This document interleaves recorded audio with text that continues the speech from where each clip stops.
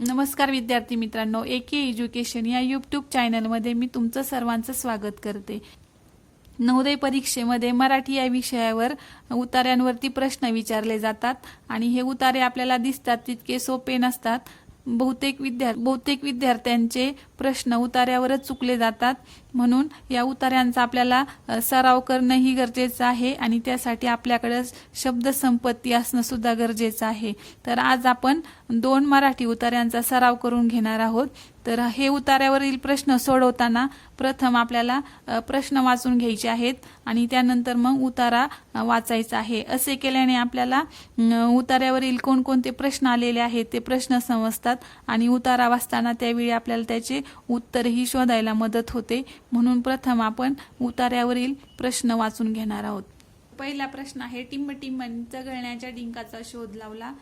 पर्याय 1 मायन, पर्याय 2 सॅपोडिला, पर्याय क्रमांक 3 चिक्लेरो आणि पर्याय क्रमांक डिंकाचे कारखाने। प्रश्न दुसरा आहे, टिंबटिंब म्हणजे चिखल गोळा करणारे मजूर। सॅपोडिला, मायन, चिक्लेरा आणि गमर। प्रश्न तिसरा आहे, चिखल तुकडे पाठवण्यात येतात तर एक पुनर्चक्र केंद्रामध्ये, डिंकाच्या कारखान्यात, मेक्सिकोच्या जंगलात, कॅन्डी स्टोअरमध्ये। प्रश्न चौथा, टिंबटिंब खेरीज बाकी सगळ्यांसाठी चिखलमध्ये अनेक घटक मिसळले जातात। मऊ करण्याखेरीज, स्वादाखेरीज, दाट करण्याखेरीज आणि गोड करण्याखेरीज। प्रश्न 5 आहे, या उतार्यासाठी उचित शीर्षक होईल तर डिंक, चिक्लेरोची कहाणी आणि चघळण्याच्या डिंकाची कहाणी। तर अशा प्रकारे आपण हे प्रश्न वाचून घेतलेले आहेत। 5 प्रश्न आहेत। तर आता या 5 प्रश्नांचं आपण उत्तर शोधूया। चघळण्याचा डिंक च्युइंगम गम 1000 वर्षापूर्वी मेक्सिकोच्या जंगलात मायन लोकांनी शोधून काढला होता। तर आपल्याला पहिलाच प्रश्न दिलेला आहे, टिंबटिंब यांनी चघळण्याच्या डिंकाचा शोध लावला। तर कोणत्या लोकांनी लावला तर मायन लोकांनी हा काय केलेला आहे, मेक्सिकोच्या जंगलातून शोधून काढलेला आहे। म्हणून ह्या प्रश्नाचं उत्तर आहे पर्याय क्रमांक 1 मायन। त्यानंतर त्यांना सॅपोडिलीच्या झाडातून पाझरणारा एक द्राव मिळाला। तो द्राव पाझरून बाहेर आल्याबरोबर लगेच घट्ट झाला, त्याला ते चिखल म्हणू लागले। तो चघळायला छान लागत असे। आजही चिक्लेरो नावाचे लोक चिखल गोळा करतात। तर आपल्याला प्रश्न पण दिलेला आहे इथं, टिंबटिंब म्हणजे चिखल गोळा करणारे मजूर। तर इथे काय चिक्लेरो नावाचे लोक चिखल गोळा करतात, म्हणून त्यांना काय म्हणायचं, चिखल गोळा करणारे मजूर। तर या प्रश्नाचं उत्तर आहे पर्याय क्रमांक 3 चिक्लेरो। आजही चिक्लेरो नावाचे लोक चिखल गोळा करतात। पाणी काढून टाकण्यासाठी चिखल उकळतात, त्यानंतर त्याचे साधारणपणे 30 पौंडाचे किंवा 14 किलोचे तुकडे बनवतात आणि हे तुकडे डिंकाच्या कारखान्यात पाठवतात। आता इथे पण प्रश्न दिलेला आहे तिसरा, चिखल तुकडे पाठवण्यात येतात तर कुठे पाठवण्यात येतात तर ते डिंकाच्या कारखान्यात पाठवतात। तर पर्याय क्रमांक 2 ह्या प्रश्नाचं उत्तर आहे। तर तिथे त्यांच्यात गोडीसाठी आणखी कितीतरी घटक मिसळतात, त्यामुळे ते मऊ, चविष्ट आणि रंगीत बनतात। तर इथं प्रश्न पण आहे आपल्याला चौथा, टिंबटिंब खेरीज बाकी सगळ्यांमध्ये चिखलमध्ये अनेक घटक मिसळले जातात। तर ह्याचं उत्तर आहे पर्याय क्रमांक 4 गोड करण्यासाठी। इथे आपल्याला त्याचं उत्तर दिलेलं आहे।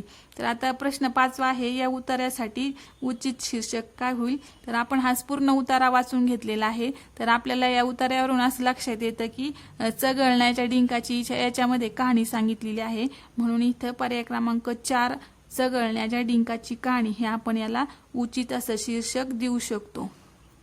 तर यानंतर आपण दुसऱ्या उतार्यावरील प्रश्न सोडवू। तर प्रथम आपण उतार्यावरील प्रश्न वाचून घेऊ। पवित्र स्थळांना पहिला प्रश्न,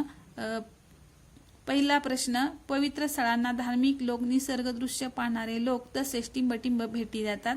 पर्याय 1 मुले, 2 प्रवासी, 3 व्यापारी, 4 समुद्र पर्यटक। प्रश्न दुसरा, पुढीलपैकी कोणता शब्द सर्वसाधारणपणे याचा समानार्थी आहे। तर पर्याय क्रमांक 1 सामान्यतः, 2 जाहीरपणे, 3 कधीकधी, 4 परिणामतः। प्रश्न तिसरा, जेथे 2 वा अधिक नद्यांचा संगम होतो अशा टिंबटिंब स्थळे पवित्र मानली जातात। तर 1 दैवी, 2 धार्मिक, 3 शापित आणि 4 पुण्यवान। प्रश्न 4 लोक गंगेमध्ये स्नानासाठी व पूजेसाठी येतात कारण तिचे जल टिंबटिंब मानले जाते, पवित्र, स्वच्छ, थंड, आरोग्यवर्धक। प्रश्न 5वा, लोक तीर्थयात्रेला जातात कारण टिंबटिंब असतात, ते उत्सुक असतात, धार्मिक असतात, शोधक असतात आणि वृद्ध असतात. तर आता इथं आपण उतारा वाचून घेऊ, पण आता इथं प्रश्न वाचून घेतले आहेत. आता प्रश्नांची उत्तरे शोधू उतार्यामध्ये. तर भारत ही तीर्थयात्रांची आणि यात्रेकरूंची भूमी आहे. डोंगरामध्ये अथवा मैदानी प्रदेशात असणारी ही तीर्थक्षेत्रे सामान्यतः नदीकाठी व समुद्रकिनाऱ्यावर असतात.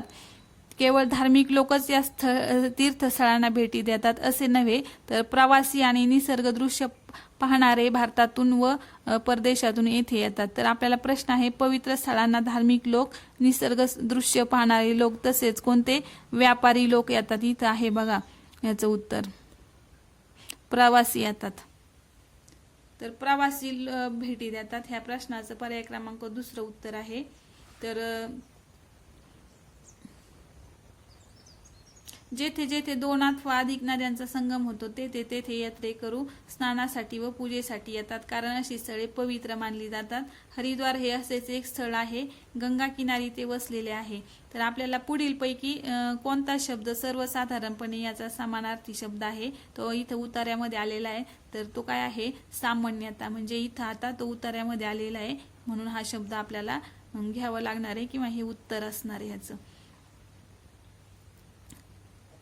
उतार्यामध्ये असेच आपल्याला समानार्थी विरुद्धार्थी शब्द सुद्धा विचारलेले जातात. उतार्यामध्ये आलेला समानार्थी शब्द लिहा किंवा विरुद्धार्थी शब्द लिहा. तर प्रश्न 3, जेथे 2 वा अधिक नद्यांचा संगम होतो अशी स्थळे काय मानली जातात? तर दैवी मानली जातात का? तर नाही. तर शापित मानली जातात का? नाहीत. पुण्यवान मानली जातात का? नाही. तर ती काय मानली जातात? धार्मिक मानली जातात. म्हणून ह्या प्रश्नाचं 2 हे उत्तर आहे. प्रश्न 4, लोक गंगेमध्ये स्नानासाठी व पूजेसाठी येतात कारण तिचे जल टिंबटिंब मानले जाते. तर ते काय असतं? स्वच्छ असतं का? थंड, आरोग्यवर्धक. तर यापैकी एकच उत्तर आहे, पवित्र मानलं जातं म्हणून लोक स्नानासाठी किंवा पूजेसाठी तिथे जातात. तर प्रश्न 5 आहे, लोक तीर्थयात्रेला जातात कारण ते धार्मिक असतात. कारण ते काय असतात? धार्मिक असतात. ते उत्सुक असतात का? शोधक असतात का? वृद्ध असतात का? नाही. लोक तीर्थयात्रेला जातात कारण ते काय असतात? धार्मिक असतात. या प्रश्नाचं पर्याय क्रमांक 2 हे उत्तर आहे, धार्मिक असतात. तर अशा प्रकारे आज आपण मराठीच्या उतार्यांचा सराव घेतलेला आहे. यापुढील आणखी काही उतार्यांचा सराव आपण पुढील भागामध्ये घेणार आहोत. तर तुम्हाला व्हिडिओ आवडला असेल तर शेअर करा, लाईक करा आणि सबस्क्राईब करा. धन्यवाद.